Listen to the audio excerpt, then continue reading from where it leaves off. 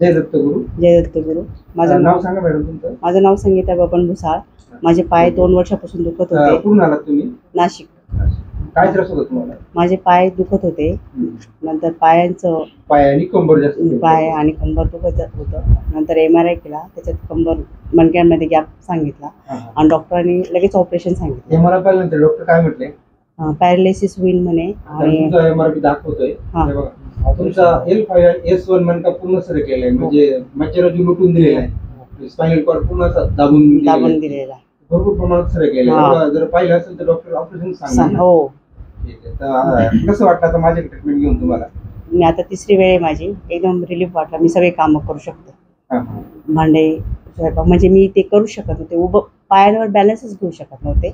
मी इथं आल्यानंतर भरपूर रिलीफ वाटला मला. आता सर्व काम करू सगळं काम करू. दवाखाने काय केलं त्याच्या आधी? याच्या आधी होमिओपॅथीचं ट्रीटमेंट घेतलं.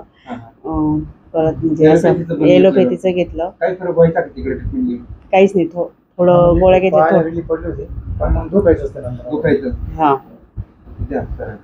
मी बबन भुसाळ. मी नाशिकहून आलोय. मी नाशिकला मिसेसला दवाखान्यात भरपूर ठिकाण दाखवलं, पण मग पैशाचा काही फरक नाही पडला.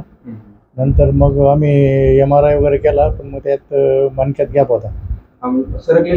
मणका डायरेक्ट सरकला. मणका सरकला होता. मग त्याच्यामुळे डॉक्टर म्हटले ऑपरेशन करावं लागेल.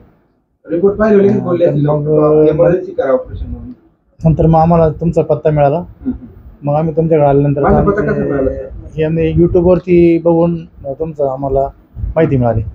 मग आम्ही तुमच्याकडे आल्यानंतर आता आम्हाला 3री वेळ आहे.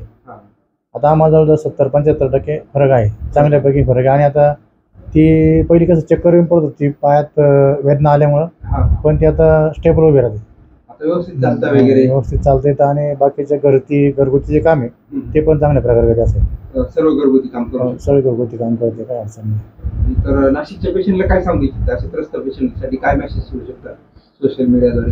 नाही, मीडियाद्वारे मी सांगेल की या ठिकाणी कसं आहे, कुठल्याही प्रकारचं तंत्रमंत्र नाही, काही नाही. हे सगळं यंत्राद्वारे आणि चांगल्या आधुनिक पद्धतीने काम करून कस्टमरला सुविधा देण्याचं काम करतात. आणि त्यातनं बऱ्याच म्हणजे पेशंटला जे आम्ही आजूबाजूला विचारलं त्याच्यात पण मग कस्टमरने जे सांगितलं ते त्यांचा पण रिझल्ट खूप चांगला आहे. आणि मग आम्ही स्वतः त्याचा अनुभव घेतलेला आहे.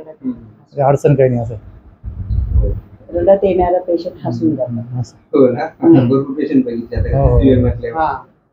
चल, त्याचं थँक्यू. धन्यवाद.